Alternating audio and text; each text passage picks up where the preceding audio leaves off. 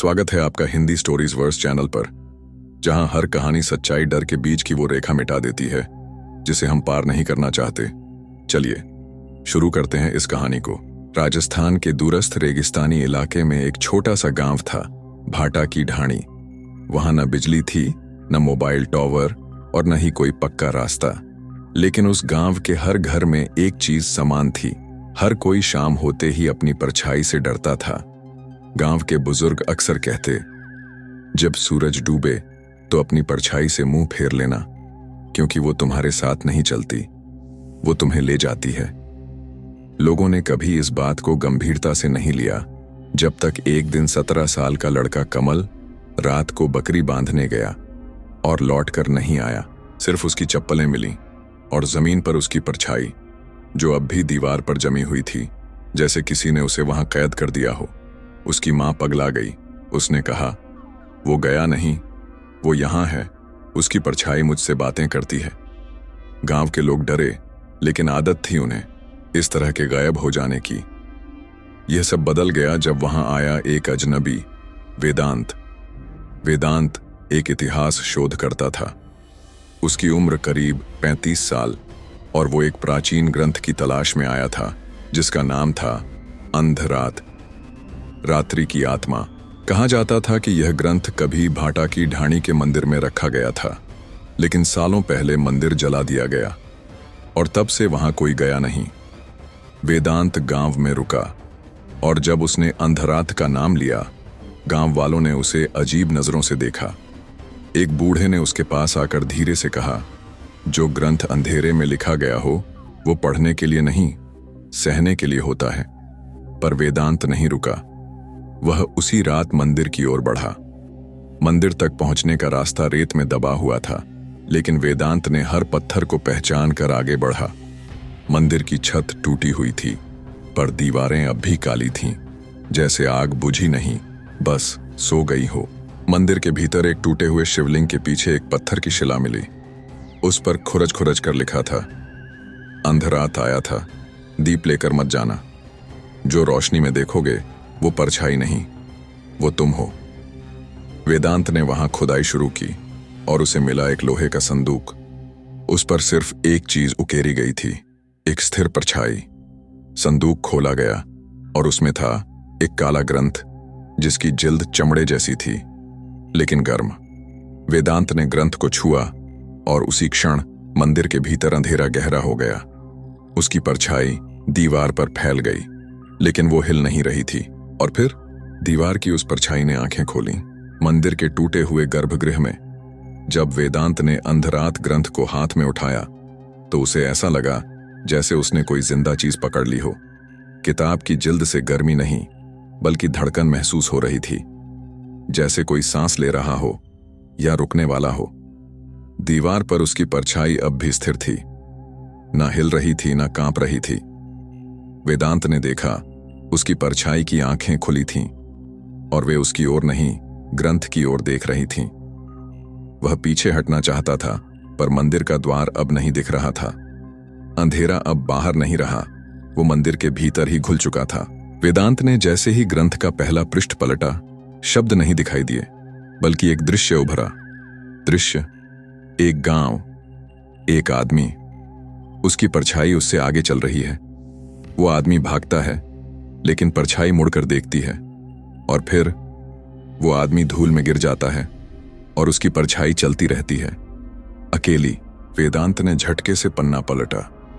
दूसरे पृष्ठ पर उसका खुद का चेहरा बना था, आंखें बंद, और उसके पीछे उसकी परछाई, जिसमें से एक काली छाया बाहर निकल रही थी। अब वेदांत को समझ आ गया था, यह ग्रंथ उसे नहीं पढ़ने दे रहा, यह उसे खुद पढ़ रहा है। वो उठकर बाहर निकलना चाहता था, लेकिन जैसे ही उसने चलने की कोशिश की, उसकी परछाई दीवार से उतरकर जमीन पर आ गई। अब वहां दो वेदांत थे, एक असली और एक उसकी परछाई। उस परछाई ने बोलना शुरू किया, तू मुझे कभी देखता नहीं था, अब मैं तुझे देखने आया हूं। तू जानना चाहता है ना कि अंधरात क्या है? क्या? वेदांत कांपता हुआ बोला, हाँ, लेकिन तू मैं नहीं हो सकता। परछाई मुस्कुराई, तू हर जगह गया, पर खुद के भीतर कभी नहीं उतरा। मैं वहीं रहता हूं, उसी दरवाजे के पीछे जो तूने कभी खोला ही नहीं। फिर परछाई ने वेदांत के हाथ से ग्रंथ छीना और उसे खोल दिया। अब किताब में लिखा था, तू पन्ना नहीं पलटेगा, तुझे पलटा जाएगा। मंदिर की दीवारों पर अब शब्द खुद ब खुद उभरने लगे। जिसने परछाई पढ़ी वह उजाले से अंधा हो गया। तू जो सोचता है वो नहीं है, और जो तू नहीं सोचता वो सामने खड़ा है। वेदांत चीखना चाहता था, पर उसकी आवाज बाहर नहीं आ रही थी।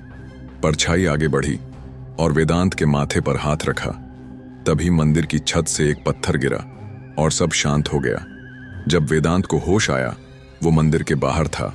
हाथ में ग्रंथ नहीं था, पर उसकी परछाई अब भी वैसी ही थी, स्थिर, बिना हरकत, और आंखें खुली।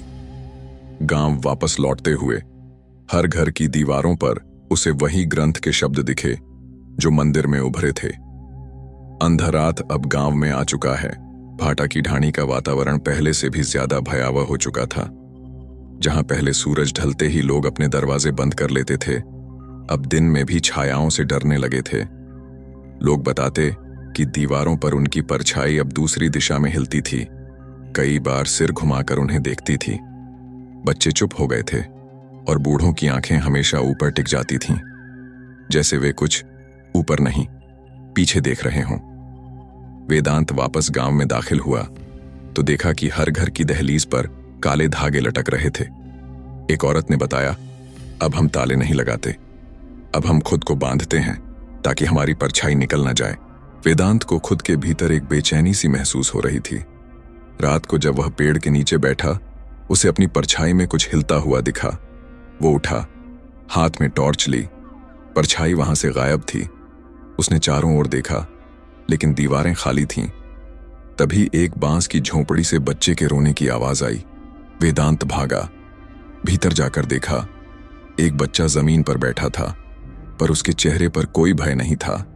बच्चे ने कहा, चाचा, मेरी परछाई मुझसे बातें करती है। वो कहती है कि अब वो मुझसे दूर नहीं रहेगी। वेदांत ने बच्चे को अपनी गोद में उठाया और बाहर निकला। तभी पीछे से झोंपड़ी की दीवार पर एक परछाई उभरी, जो बच्चे जैसी थी, लेकिन आंखें बड़ी और होंठ सिल दिए गए थे। वेदांत कांप गया। वह सीधे गांव के सबसे बुजुर्ग धर्मपाल बाबा के पास पहुंचा। धर्मपाल ने लंबी सांस ली और कहा, वेदांत, जिस ग्रंथ को तूने छुआ वो अंधेरा नहीं, वो अंधेरे की याद है। हर गांव, हर आत्मा, हर जिंदा शरीर उस ग्रंथ का पन्ना बन चुका है। तो इसका अर्थ क्या है? वेदांत ने पूछा। बाबा ने धीरे कहा, तू अब सिर्फ इंसान नहीं रहा बेटा, तू अब खुद एक पढ़ा गया पृष्ठ है। और जब कोई इंसान किसी पन्ने को छूता है, वो पन्ना उसे पढ़ लेता है। रात को वेदांत को सपना आया। वह एक लंबा गलियारा है जिसके दोनों ओर परछाइयां टंगी हैं जैसे कपड़े की तरह, और वह चल रहा है उन परछाइयों के बीच से। हर परछाई उससे कुछ कहती है। हम तुमसे निकले थे, तुमने हमें छोड़ा था, अब हम लौटेंगे। और फिर वो पहुंचता है उस दरवाजे पर जहां लिखा है, अंधरात शुरू नहीं हुआ, तू ही अंत से पहले आया है। सुबह जब वेदांत उठा, उसके गले पर काले निशान थे, जैसे कोई धागा कसकर बांधा गया हो। परछाई अब उससे अलग नहीं रही। अब वह जहां जाता, उसकी परछाई हमेशा एक पल पहले पहुंचती। वेदांत को हर रात वही सपना आता था, लंबा काला गलियारा जहां दीवारों पर परछाइयां टंगी होती थीं। हर रात वह एक नई परछाई को छूता और हर बार एक नई याद उसके भीतर समा जाती। पर ये यादें उसकी अपनी नहीं थीं। वह देखता था एक बूढ़ी औरत जो आग में जल रही है लेकिन चुप है, एक नवजात बच्चा जिसकी परछाई खिड़की से बाहर कूद जाती है, एक युवक जो अपनी ही परछाई से शादी करता है। ये दृश्य सिर्फ डरावने नहीं थे, वे गहराई तक चुभने वाले थे। दिन में वेदांत सामान्य दिखता, पर उसकी आंखें अब हर किसी की परछाई पड़ने लगी थीं। वो किसी से कुछ पूछे बिना जान जाता कि सामने वाला किस छांव में जी रहा है। गांव वालों ने डर के मारे उससे दूरियां बना लीं, पर एक दिन वही बच्चा जिसकी परछाई बोलती थी, दौड़ता हुआ वेदांत के पास आया। उसने कांपते हुए कहा, चाचा, मेरी परछाई आज जोर से हंसी और बोली कि तुम अब मेरे जैसे हो गए हो। वेदांत स्तब्ध रह गया। उसने बच्चे के पैर देखे, उसके तलवे पर परछाई थी, जैसे वह जमीन पर नहीं किसी दूसरे संसार पर खड़ा हो। उसी रात वेदांत फिर मंदिर गया जहां से उसने अंधरात ग्रंथ उठाया था, पर इस बार मंदिर वैसा नहीं था। अब वहां दीवारों पर शब्द नहीं, चेहरे उकेरे थे। हर परछाई जिसे उसने सपना में देखा था अब मंदिर की दीवार में बदल चुकी थी। मंदिर के बीचों बीच अब ग्रंथ नहीं था, एक दरवाजा था। दरवाजा बिना पकड़ के वेदांत आगे बढ़ा। जैसे ही उसने दरवाजे को छुआ, उसकी परछाई जमीन पर गिर गई। हाँ, गिर गई, जैसे कोई भारी वस्तु नीचे आ टपकी हो। उसकी परछाई ने कराहते हुए सिर उठाया और पहली बार उसे देखा। वेदांत बोला, तू कौन है? परछाई बोली, तू वो है जो मैं नहीं बन सका, और मैं वो हूं जिसे तू कभी स्वीकार नहीं सका।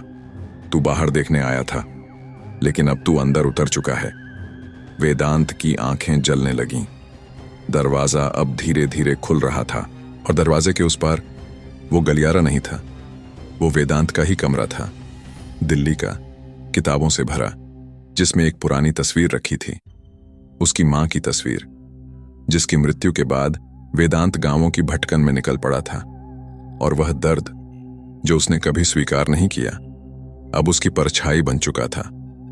अंधरात बाहर नहीं था वेदांत, अंधरात वही रात थी जब तूने रोना छोड़ दिया था, और हर वो आंसू जो तूने पी लिया अब परछाई बन गया है। उस रात गांव में अचानक सब कुछ शांत हो गया। कोई परछाई हिली नहीं, क्योंकि वेदांत ने दरवाजा पार कर लिया था, और अब वह खुद अंधरात बन चुका था। वेदांत के मंदिर में प्रवेश के बाद गांव में एक अजीब सी शांति छा गई थी। परछाइयां अब नहीं हिलती थीं, दरवाजे अब अपने आप नहीं खुलते थे, और मंदिर की ओर देखने पर अब सिर्फ अंधेरा दिखाई देता था, लेकिन डराने वाला नहीं, जैसे कोई देख रहा हो चुपचाप। गांव वालों ने राहत की सांस ली, लेकिन जिस रात पूरा गांव पहली बार बिना भय के सोया, उसी रात 3 लोग नींद में चलते हुए मंदिर की ओर चले गए। सुबह जब वे नहीं लौटे, लोग खोजने निकले।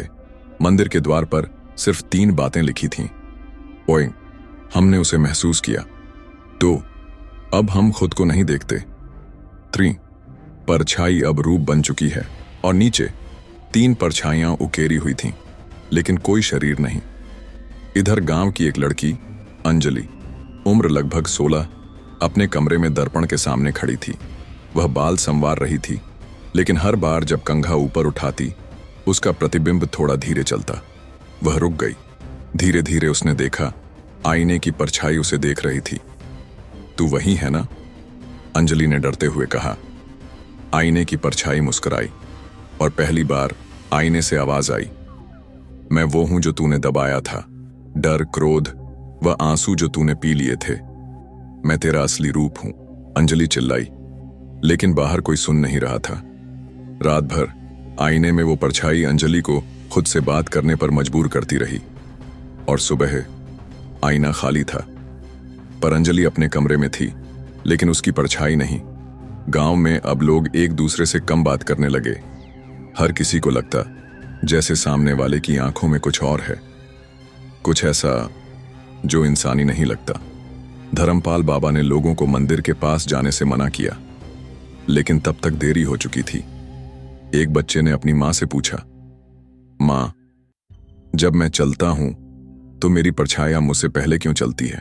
मां चुप रही, पर उसकी परछाई उस रात दीवार से उतरकर बेटे के सिरहाने बैठ गई।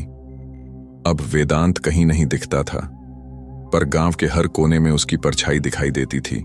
खेतों की मेड़ों पर, कुओं की पाटियों पर, बच्चों की कॉपियों के कोनों पर, और एक रात गांव के बीचों बीच लगा पीपल का पेड़ नीचे से सड़ने लगा।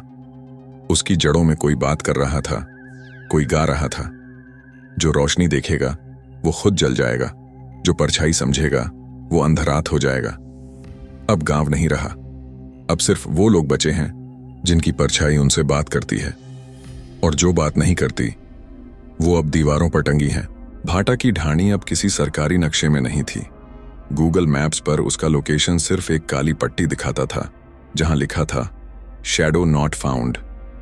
गांव का हर घर बंद था, पर हर घर की दीवारों पर परछाइयां अब भी हिलती थीं, बिना शरीर के। कोई भी इंसान अब सीधा नहीं चलता था, सबकी परछाई पहले चलती थी, और जो परछाई चलना बंद कर दे वो इंसान नहीं रहता था। धर्मपाल बाबा, गांव के अंतिम ज्ञानी, अब खुद दीवार से बातें करता था। वेदांत का नाम अब कोई नहीं लेता था, पर उसकी परछाई अब हर किसी में रहती थी। एक दिन गांव में दूर कहीं से एक औरत आई, चेहरे पर घूंघट, हाथ में पुराना दर्पण और एक लोहे की संदूक। उसका नाम था रेवा। रेवा ने गांव के बीचों बीच खड़े होकर सबको पुकारा, अगर कोई अब भी इंसान बचा है तो अपनी परछाई को पहचानो। लोगों ने घूंघट हटते देखा। रेवा की आंखें काली थीं, लेकिन उनमें डर नहीं। सच था, उसने दर्पण जमीन पर रखा और उसमें से परछाइयां निकलने लगीं। हर परछाई एक चेहरा थी। कोई हंस रहा था, कोई रो रहा था, कोई खुद को मार रहा था, कोई खुद को देख रहा था। रेवा बोली, ये सब वो हैं जो अपने भीतर के अंधेरे से भागते रहे। अब ये भागना बंद हुआ। पर तू कौन है? एक आदमी कांपता हुआ बोला। रेवा मुस्कुराई और कहा, मैं वेदांत की आखिरी याद हूं। जिस दिन वह अंतरात्मा में समा गया, उसी दिन मैंने उसकी चेतना बचाई। वो शरीर नहीं बचा, पर उसका अंतिम विचार अब मैं हूं, और इस गांव का अंत भी मैं हूं। उसने लोहे की संदूक खोली। उसमें वही ग्रंथ था, अंधरात। लेकिन अब वह जल नहीं रहा था। अब वह ठंडा था, शांत। रेवा ने कहा, इस ग्रंथ को अब पढ़ा नहीं जाएगा, अब यह समझा जाएगा। उसने ग्रंथ की अंतिम पंक्ति पढ़ी, हर परछाई एक याद है, और हर याद एक परछाई बन सकती है अगर तुम उससे मुंह मोड़ो। फिर उसने दर्पण उठाया और एक एक कर लोगों की परछाइयां उसमें खींचने लगी। कुछ चिल्लाए, कुछ रोए, कुछ चुपचाप समा गए। जब पूरा गांव दर्पण में समा चुका, रेवा अकेली रह गई। उसने ग्रंथ उठाया, मंदिर के जले हुए शिवलिंग के पास रखा और कहा, अब अंधरात पूरी हुई, अब छाया को नींद चाहिए। उसने खुद को दर्पण में देखा और खुद से कहा, अब मैं भी याद बनूंगी। फिर सब कुछ अंधेरे में समा गया। कहानी खत्म हो चुकी थी। गांव भाटा की ढाणी अब किसी नक्शे में नहीं था, न इतिहास में, न वर्तमान में। पर वही नक्शे जो गांव को निष्क्रिय क्षेत्र कहते थे, उसी के सटीक बीचों बीच अब एक नया गांव बसाया जा रहा था। नाम था नवप्रकाशपुर। यह गांव आधुनिक था। पक्के घर, स्ट्रीट लाइटें, मोबाइल टावर, सरकारी स्कूल, मेडिकल सेंटर, सब था। लोगों को बताया गया था कि यहां पहले कुछ नहीं था, सिर्फ बंजर जमीन। पर जिस दिन पहली स्ट्रीट लाइट जली, एक औरत ने देखा कि उसका बच्चा अपनी परछाई के साथ लुका छिपी खेल रहा है। उसने समझाया, ऐसा मत कर बेटा, ये डरावना है। बच्चा बोला, ये मैं नहीं कर रहा, ये हाँ परछाई खुद आती है, मुझसे कहती है कि वो मुझे जानती है। शहर की एक साइकोलॉजिस्ट डॉ. श्रेया बंसल को लगातार रिपोर्ट्स मिलने लगीं। बच्चे जो अंधेरे में आंखें खोलकर मुस्कुराते हैं, लोग जिनकी परछाइयां देर से हिलती हैं, और सबसे विचित्र, दीवारों पर खुद ब खुद बनती इबारतें। एक दीवार पर लिखा मिला, हम लौट आए हैं इस बार उजाले के साथ। डॉ. श्रेया ने जब एक बच्ची से पूछा, ये सब तुम क्यों करती हो? बच्ची मुस्कुराई और बोली, हम तो कुछ नहीं करते मैम, हम सिर्फ वेदांत की बातें दोहराते हैं। वेदांत कौन? जिसने छाया को खोला था। अब धीरे धीरे समझ आने लगा, अंधरात कभी नहीं मरा था, वो भूल गया था, बस उतनी देर के लिए जितनी देर में किसी नई पीढ़ी की परछाई लंबी होती है। अब नवप्रकाशपुर में हर छठवीं खिड़की के पास कोई दिया जलता था, हर टॉयलेट मिरर पर भाप से वेदांत लिखा मिल जाता, और हर बच्चा कभी न कभी अपने आप से बात करता था। नवप्रकाशपुर के हर घर में कुछ न कुछ अजीब घट रहा था, लेकिन अब लोगों ने इन अजीब घटनाओं को सामान्य मान लिया था। जैसे सुबह खिड़कियां खुली मिलना, दीवार पर बच्चों के नाम के साथ एक और नाम उकेरा होना, आईने में किसी और की परछाई दिखना, और किताबें जो खुद से पलटने लगती थीं। डॉ. श्रेया, जो पहले इस संक्रमण को मनोविकृति मानती थीं, अब हर सुबह उठते ही अपने कमरे के चारों कोनों में दीपक जलाती थीं, ताकि कोई छाया स्थायी न हो सके। लेकिन एक सुबह जब वे सोकर उठीं, उनके पलंग के नीचे से आवाज आई, तू अब दीपक जलाती है जब तू ही मनदीप बन गई है। डॉ. श्रेया चौंकी, नीचे देखा, पर कोई नहीं था। परछाई नहीं, वो अब उनकी ही आंखों के भीतर थी। उन्होंने उसी दिन अपनी अंतिम केस स्टडी शुरू की, स्मृति परछाया सिद्धांत, जिसमें उन्होंने ये माना कि हर व्यक्ति के भीतर एक याद होती है जो दबा दी जाती है। वो जब बाहर आती है तो वह आंसू या शब्द नहीं बनती, वह परछाई बनती है। वो केस स्टडी अधूरी रह गई क्योंकि उसी रात टो श्रेया के लैपटॉप पर एक फोल्डर अपने आप खुला, वेडेंट इनसाइड, और उसमें एक फाइल थी। फाइल खोली, पढ़ा, जब कोई परछाई स्थिर हो जाए समझो वह देखने लगी है, और जब वह देखने लगे तब तुम खुद नहीं रह जाते। श्रेया कुछ समझ नहीं पाई, तभी बिजली चली गई। लैपटॉप की स्क्रीन जल रही थी पर कमरे में अंधेरा था। स्क्रीन पर लिखा, अब जो पढ़ रही है वह तू नहीं, मैं हूं, डॉ। श्रेया ने महसूस किया उनकी उंगलियां कीबोर्ड पर थीं, लेकिन टाइप कुछ और हो रहा था। पंक्तियां बनती गईं। नाम श्रेया बंसल परछाई, जागृत अवस्था, आत्मारोपित निष्कर्ष, अंधरात स्वीकार कर लिया गया है। सुबह टॉ। श्रेया का कमरा बंद मिला। लैपटॉप पर सिर्फ एक स्क्रीन बची थी। आपका सिस्टम अब वेदांत मोड में है। नीचे लिखा था, अब तू देखने वाला नहीं, दर्शित है। टॉ। श्रेया के जाने के बाद नव प्रकाशपुर अब बाहरी दुनिया के लिए एक साइलेंट कम्युनिटी जोन घोषित कर दिया गया। सरकारी फाइलों में यह लिखा गया, स्थान का मानसिक प्रभाव क्षेत्र 10 किलोमीटर तक फैल चुका है। वहां प्रवेश करने वाले लोग पहचान की अस्पष्टता, आइडेंटिटी डिस्टॉर्शन से ग्रस्त हो जाते हैं। पर कुछ शोधकर्ता फिर भी पहुंचे। उनमें से एक था अनुराग रॉय, एआई और मानसिक ऊर्जा पर रिसर्च करने वाला वैज्ञानिक। वो मानता था कि ये कोई अंधविश्वास नहीं, बल्कि साइको इंटरफेस्ड कलेक्टिव कंडीशनिंग है। उसने गांव की सीमा पर एक छोटा सा कंट्रोल स्टेशन बनाया और वहां से सीसीटीवी कैमरों, हर्ट्ज फ्रीक्वेंसी और ब्रेन वेव सेंसर से गतिविधियां मापने लगा। पर जो पहला डेटा आया उसमें हर कैमरे ने अनुराग की खुद की छवि ही रिकॉर्ड की, जो रिवर्स में चल रही थी। जैसे जैसे प्रयोग आगे बढ़ा, अनुराग की आंखों के नीचे कालापन बढ़ता गया। एक रात वो कैमरा फीड देख रहा था जब उसकी परछाई स्क्रीन में नहीं दिखी। उसने नीचे झांका, जमीन पर उसकी परछाई खड़ी थी। उस परछाई ने आंखें खोलकर कहा, तू खुद को वैज्ञानिक समझता है, पर मैं तुझे बचपन से जानता हूं। तेरे भीतर जो डर है वो अब सिद्धांत बन चुका है, और सिद्धांत अब मैं हूं। अनुराग ने डर के मारे स्टेशन बंद कर दिया, लेकिन जाने से पहले उसने एक नोट छोड़ा, perception is possession, shadow is not what follows, it decides. गांव के मंदिर में जहां कभी अंधरात का ग्रंथ था, वहां अब कोई मूर्ति नहीं थी, पर लोग अब भी पूजा करते थे। मूर्ति विहीन देवता को नाम मिला, छायेश्वर, वह जो दिखता नहीं पर सब कुछ देखता है। लोग अब दीप जलाने की जगह आईने रखते थे। हर परिवार के पास एक छाया दर्पण होता था और उसमें हर पूर्णिमा को परछाई से सवाल पूछे जाते थे। एक दिन एक बच्चे ने सवाल किया, छायेश्वर, क्या तू भगवान है? आईने में जवाब आया, तू कौन है? बच्चा बोला, मैं इंसान हूं। आईने ने कहा, जब तू जान लेगा कि तू कौन है, तब तू मुझसे ये सवाल नहीं पूछेगा। एक महिला, कमला ने एक दिन आईने से अपने पति की मृत्यु का कारण पूछा। आईना काला हो गया। उसमें सिर्फ लिखा था, उसकी परछाई ने पहले जाना चाहा था, शरीर पीछे रह गया। कमला पागल हो गई।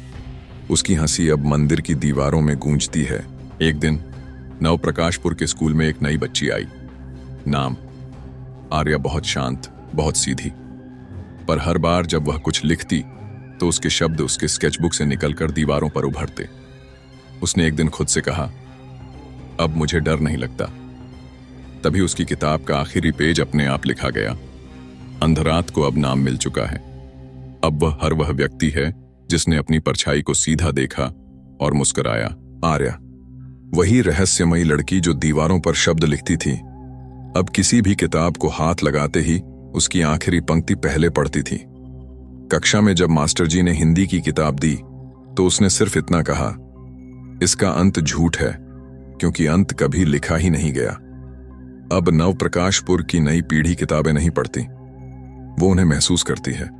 और हर बच्चा अब जानता है, परछाई वो नहीं जो पीछे रहती है, वो है जो पहले जान जाती है। एक दिन एक सरकारी अफसर गांव में आया। नाम अनिकेत शुक्ला, आईएएस अधिकारी, जिसने अन्वेषण दल 8 को लीड किया था। उसने आर्या से पूछा, तुम सब इतने शांत क्यों हो? तुम्हें डर नहीं लगता? आर्या मुस्कुराई। हमें डर नहीं लगता सर, क्योंकि डर अब हम हैं। अनिकेत हंसा। ये तो पागलपन है, मनोवैज्ञानिक भ्रम। तभी दीवार पर उसकी परछाई खड़ी हो गई। उसने आंखें खोली और बोली, तू शब्दों को पढ़ता रहा, कभी उन्हें महसूस नहीं किया। अब जब तू समझेगा तब तक बहुत देर हो चुकी होगी। नवप्रकाशपुर के स्कूल में अब ब्लैक बोर्ड नहीं है। हर कमरे में सिर्फ एक बड़ा दर्पण है, जहां बच्चे अपने सवाल खुद से पूछते हैं। सवाल पूछना अब शिक्षा है, उत्तर देना अंधरात है। एक बच्चे ने पूछा, अगर मैं भूल जाऊं कि मैं कौन हूं तो मेरी परछाई क्या करेगी? आईने में उत्तर आया, वो तुम्हारे बदले जीना शुरू कर देगी और तुम एक किताब बन जाओगे। अब गांव में हर बच्चा जन्म के समय एक परछाई नाम पत्र भरता है। उसमें 3 सवाल होते हैं। 1, तुम्हारे अंदर कौन छिपा है? 2, तुम सबसे ज्यादा क्या नहीं कहना चाहते? 3, तुम कब से चुप हो? जवाब कोई नहीं देखता, पर उत्तर दीवारें याद रखती हैं। एक रात आर्या अपने आंगन में अकेली बैठी थी। तभी उसकी परछाई सामने आकर बैठ गई। वो बोली, अब तू तैयार है? आर्या बोली, किसके लिए? परछाई बोली, कहानी खत्म करने के लिए। आर्या ने पूछा, कहानी कैसे खत्म होती है? परछाई ने कहा, जब कोई दूसरा इसे आगे ना लिख सके। अगर आपको ये कहानी दिलचस्प लगी, डरावनी लगी या कुछ नया महसूस हुआ हो तो चैनल को सब्सक्राइब करें। धन्यवाद आपका। फिर मिलेंगे एक नई कहानी के साथ।